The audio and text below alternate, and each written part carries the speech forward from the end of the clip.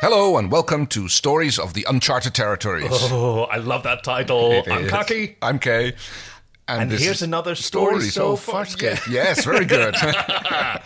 Okay, so last time that we were reading fanfictions, we were reading from the Zhaan Ficathon master list by Astrogirl2 on LiveJournal.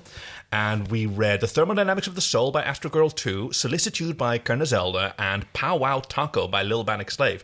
And we still have a few more to go. So since we're still reeling with the loss of Zhaan, and we hold her in our tender little hearts. Yes, we have a story written by Moonstars for Little Bannock Slave. Oh, nice. Called Seeds. Note to self in future, you may love the character, but oh my god, you have trouble with her voice. I hope this isn't too terrible. Well, I'm not sure if this is like reaching out from the past to... Hey, we're doing our best. But in the case that Moon and Stars was speaking to themselves, come on, everybody does their best, and fanfiction is about your Zhaan and your Dargo. Yes. And so here, Seeds. Written for Lil Bannock Slave, yeah. Zhaan is a savage. Ooh. I like where this is going already. She might wear a mask of serenity for all others to see, but inside she knows what she truly is, and sometimes she fights against it, and sometimes she revels in it. You can't hide the anarchist. Yeah! She heals the bodies of those who share Moya with her, and sometimes she heals Moya herself when she can, taking the pain from others when she is able. They think it is part of her being a Pa'u that she does this, but though that is where she learned the skills, that isn't why she does it. Ooh. She takes the pain because she deserves it. Because holding on and taking the pain from Moya or Crichton or the others until she's choking down screams and unable to hold on to consciousness is no more than being repaid for having done the same to others. And each time she does it, maybe it washes away a little of the pain she has spread. Whoa! This is goth. Yeah. I mean, you've recently blonded your hair. Should I get some guy liner and get in the mood? Well, I mean, I was like maybe going on a PK team, so I need some coal for around my eyes. Yeah! Oh, I'm into this. Oh, Crichton said something once, a saying from his planet. Nature red in tooth and claw, meaning that nature does not care for feelings, but only for survival. Zhaan thinks of it whenever she heals someone. Would nature bother to mend a broken leg? Would it heal a broken heart? Or would it rend the wound further with its claws and teeth? Oh, this reminds me of that. Oh, I saw it on Twitter. Someone asked their anthropology professor, like, what's the first sign of civilization? And she says... a broken femur, was it? A healed femur. Healed femur, yes. Right, because you can only, like, a broken leg can only be healed if someone takes care of you, and that's archaeological evidence of civilization. Yeah. Which was it she did when she helped to tear Pilot's arm from the socket so that she could have a glimpse of home? She dreams sometimes, deep in the cold nights on Moya, so far from the star that nourished her through her childhood. Dreams of causing pain to others. She wakes from them with an ache of longing and a deep loathing of what she used to be and what she still is from time to time. She knows she could hurt them, Crichton, Aaron, all of them. Even without the gifts that she learned, she could use what they tell her, and they tear their friendships apart. She could rule them, make them crawl on her path of shattered dreams, and beg for her to hurt them a little more, with her pleasures that pass into pain. Whoa! But instead, she gives them what healing she can, and she plans for the future. She is a plant, granted a more complicated plant than the ones they walk through on foreign worlds, but a plant all the same. And plants knew about seeds and growing and cycles. Every day she planted seeds of herself in the others, seeds of healing, seeds of strength. She gave them unstintingly all that was good in her, keeping the rest for herself. Zhaan kept the seeds of pain and despair, planting misery upon misery in her heart so that sometimes she could barely breathe because of it. But someday, when the seed she has planted had grown, all she would leave behind would be that... But someday, when the seed she had planted had grown, all she would leave behind would be the love that she had felt for her strange band of fellow travelers, and maybe the strength that they had given her could be given back to them in return. Someday, when she is gone, the seeds will sprout, and it is up to her that the legacy of pain she has sown stops with her. This is fantastic! Oh, yes. This is... Oh, I mean, it's very... I'm sorry I made the sort of goth joke, because this is emo. So is this... Let's see, what's the publication date on this? It's 2005. So that is after... After the series conclusion. Right, even. okay, yeah. That's an interesting... yeah. Yeah, this whole sort of Ficathon came after that. This was the fans keeping the flame alive. Oh, thank you, Moon and Stars. That was fantastic. Let's grab another one. Yes. So this is MTGAT, Mtgat. Yeah, who... Mount Gat. Mount Gat. Ooh, I like that. Yeah. Who has a... They have a Farscape user icon on LiveJournal, and their status is Zhantastic, to borrow a phrase. Very good. Sorry. Farscape fic, On the First Day. A Farscape story by Merlin Missy. Oh, okay, so Gat is Merlin Missy. Copyright 2005, PG-13. Disclaimer, Kemper and Henson own the toys, I'm just playing Barbies. Summary, how a beast became a priest. Oh, for Zunix in the Xanathon. It is morning, or as close to morning as she can find in this enclosed prison. Zhaan wakes without opening her eyes, stretching her muscles one at a time under her skin, breathing in and out slowly with each stretch. Morning devotions revolve around the renewal of the body after dormancy, and she takes her time. An inhale, she flexes the muscle in her toes. She exhales in praise of the goddess. She inhales again and tenses and relaxes a muscle in her leg. She prays. After her devotions are complete, Zhaan opens her eyes. The cell is exactly the same as it was when she went to sleep. She is 9th level Pa'u, and she cannot retain her sigh of disappointment. She knows the difference between dreams and waking, but the visions tempted and taunted her. Instead, she is a captive aboard a ship, itself imprisoned, taking her to the penal colony where she will live out her days. Oh wow, this must have been just before the premiere episode. Yeah. The peacekeeper who guards this particular section of cells throws her plate of food to the floor outside her cell. The cell beside her holds a Luxon, a fierce beast of a creature who growls in his chains as his own food is tossed down without ceremony.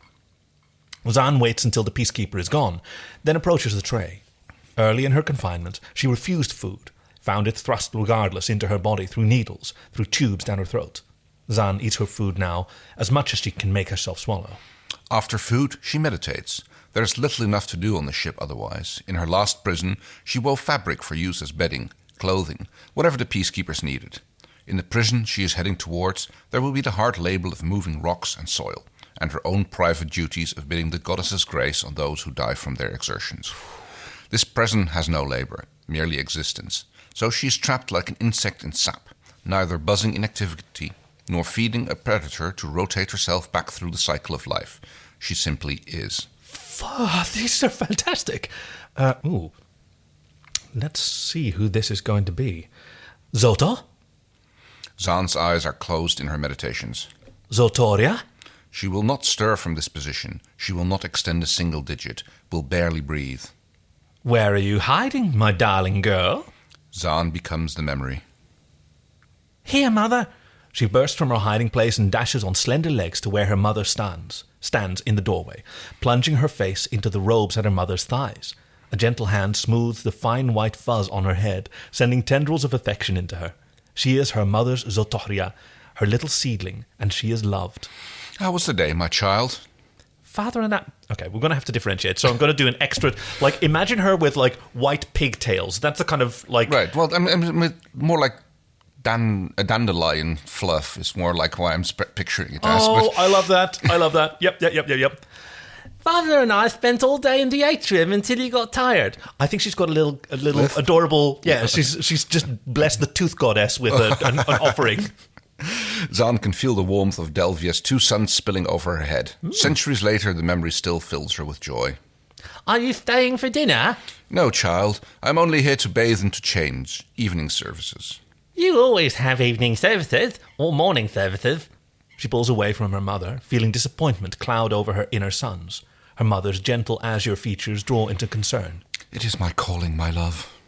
But Zhaan does not go back to her mother's arms, and she pouts until her father tucks her into bed. She is too old to cry for this, for anything. Her mother has been dead for 700 cycles, taken swiftly from her by illness.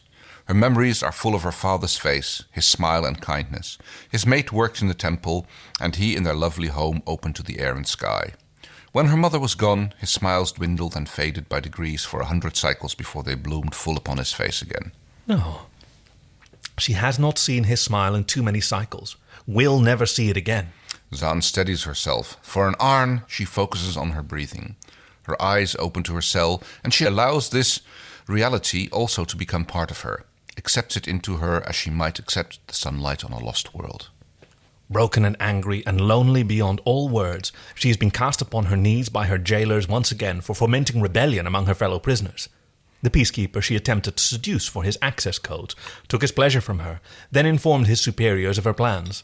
Beaten and half-starved, for they miserly portion out the food in this jail, she lies upon the stone floor, covered in filth and burning in rage. She wants to kill them, wants to hurt them as deeply as she aches. She wants to gnaw their bones. She wants to die. This is not what she wants to remember. Not the pain, not this stinking breath, his stinking breath, oh God, the way he laughed. But it is part of all. She turns her head aside, allows her vision to focus elsewhere. The Luxon has eaten, is reposing. She has spoken to him only once since he was brought onto the ship. He does not stare at her when she disrobes. He seems to live inside his own head as much as she does, and she suspects he will be one of the first she buries on their new world. She decides she will speak with him again when she has finished her meditation. She must have something to say about him at his funeral. Zhaan, oh, yeah. Zhaan closes her eyes. There you go. Are you good? Oh, okay, sorry. Go on. Okay, we're like two English people trying to walk through a door. All right, try the Canadian standoff. Okay, rock, paper, scissors. Ah, yeah, decisive. See, we're not close. Yes. Also, yes. This is not like a very visual thing to be doing on a podcast, but, Yeah, okay. Okay, well, we can shout it. Okay. 1, 2, 3. Rock. Oh no. After 3. After 3. Okay. 1, 2, 3, rock. Scissors. Okay, now you win. Okay, now I win. All right. This is the stupidest thing. Zhaan closes her eyes. She wants to die, and she cannot. She cannot will herself loose the bonds of spirit to flesh, and while they feed her a pittance, the peacekeepers insist she eat it all. She can fight, try to die fighting, and they throw her into her cell, and they laugh. He laughed. Please, she says to no one. No one can hear her. Please. Zoto. Please, she begs the darkness. Begs for death. Begs for life. She does not know which. Zotoria. Warmth around her. Not from rage, but from complete love, complete acceptance. She is in the presence of the goddess. Zhaan shudders inside and hides her unworthy face. She is nothing. She is dirty and abused, and there is blood on her hands, blood in her mind. Come to me, my darling girl. The voice is rich and full and entreats her. You are worthy to me. And Zhaan lifts herself from the floor and looks upon Kahlin's face, and she already knows what face she will wear as Zhaan buries her shamed and tearful face in her ethereal robes. There is peace. Her meditation ends. Zhaan rises to her feet, draws her clothes upon her body once more. It is time to start the day. The end. It's Kahlin. That's the name of her goddess. Her goddess. Yes, yeah. Ooh, excellent and very metaphysical. Thank you for that one, Merlin Missy. So the next story was. I'm trying to load it as well. It's written by Red Star Robot. For nope. Oh, we're not doing that one? Not that one. Sorry. I am sorry. Kathy, who sent us this list, has confirmed to us that one is not safe for K. It's called The Eidolon Job. It's written by Red Star Robot for Kerna Zelda, and maybe a long time from now, when you're all grown up, we'll return to this one. Okay. But in the meantime, we should move on to Sunix. Wrote the story called Benediction for Astrogirl2. Yeah, Sunix, for whom the previous story was just written. I think it's a bit of a round robin that the stories went for, isn't it? I really like that. So I wonder what the sort of setup was. Were all of these like fanfic writers who already knew one another and knew their old little preferences and peccadillos? I kind of assume that there was a little intro to it, and I believe they got to basically ask for something, basically something that they wanted to do. Because remember, in one of the previous sessions, we read apparently there had to be something economically or commerce involved with the Rigel one. You're right. So I think they got to ask like a subject or something that the story should involve. That's awesome. And then they did a little Secret Santa for each other, I believe. So this one has it has a fluff alert. Yes, I'm kind of wondering what that is. And this is AU to fulfill the request of not dead Zhaan. Oh. Good, yes. Benediction. The Bannock slave known as Stark rarely had cause to count his blessings. His life had been a cruel one. From birth, his fate had been sealed. His entire race was fated to suffer the evil of others. He was saved from an early death only by the accidental discovery of his talent as a conduit for the dead. The terror and struggle that his skills as a Stychera exposed him to often came perilously close to breaking his mind. But the anguish he bore forged in him a fierce survival instinct, and that same instinct allowed him to save his greatest blessing, Pa'u Zoto Zhaan. Their reunion was long in coming. Stark had searched in desperation for her among the living and the dead. Just as he had begun to succumb to the darkness, she found him. The goddess had been merciful, bringing her beautiful form and calming presence back to him. He gave himself over to her, and they formed a bond in love and gratitude that stands to this day. Yeah! Stark and Zhaan travelled together for many cycles. Wherever they went, word of their skills as healers of mind and body spread. Souls in peril sought them out. And if you can find them, you can... No, okay, sorry. Wherever they went, souls sought them out, and every time they hope that the next leap is their leap home. Oh God, set right what once... Okay, fine. A group of thankful followers formed around them. Ooh. Other healers also arrived, drawn in by the modest fame they had gained. A small green planet finally provided a haven for the expanding community. Cycles came and went as the found family settled in. Zhaan awoke in the chambers that she shared with her mate. The strong sunlight that crossed the sleeping alcove still came as a pleasant surprise to her. She relished in its glow and sent a brief thanks to the goddess. Rising and looking about, she took in the tranquil room. She was alone in the chamber, but voices from surrounding rooms buzzed about her. She had not expected such a haven. Many of her past deeds haunted her still. She had often lost hope, falling into violence or rage, but she had regained her own strength by sharing it with others. She moved from her bed to begin her daily prayers. Ah, similar theme to seeds. Across the small compound, Stark was consulting with the young Stychera. He coached the boy in forming the first channel to the other side. Stark chanted softly to act as an anchor to the child. There was both satisfaction and regret in his act. He was pleased to be able to aid the young one, but he sometimes felt the lack of his own guidance when young. The session went well for both of them, and soon the acolyte was sent away. Stark sat a moment in silence. The tranquility he found here filled him with a quiet amazement. He soon heard the stirrings of someone's approach. Turning, he saw Zhaan coming through the low, curved doorway. "Good morning, my love," she said, taking his hands. He brought his forehead to hers, murmuring, "My own Zhaan." They breathed in each other and counted their blessings together. Oh. And Sunik says, "I look forward to reading the other entries tonight after I get back from work." And what a fantastic thing to host. This is, a lovely little alternate universe where things wwent differently. Yeah, they started their own little commune. Yes. Imagine their just own little cult. Yes. I did get a branch Zhaanvinian sort of vibe out of there, like training other Stycheras, and then you minister to the dead, and this is how you take someone's soul out of their body and you put it into hell. It's very easy. Dear. I'm so sorry. Okay. Hey, we have 3 more. Shall we save that for next time? Yes, let's do that. Thank you for joining us at Tales from the Uncharted Territories. So far, Scape, so good. I'm Kay. I'm Kaki. So far, Scape, so good. Yeah. Bye. Wave. Bye-bye. Rock, paper, Bye. scissors.